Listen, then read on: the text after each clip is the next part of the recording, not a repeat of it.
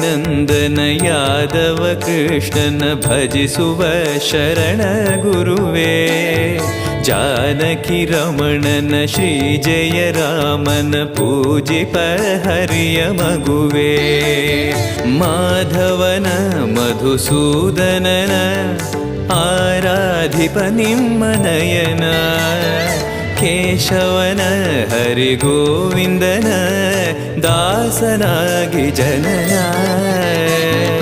ಪೂಜ್ಯಾಯ ರಾಘವೇಂದ್ರಾಯ ಸತ್ಯಧರ್ಮರತಾಯ ಚ ಭಜತಾಂ ಕಲ್ಪವೃಕ್ಷಾಯ ನಮತಾಂ ಕಾಮಧೇನವೇ.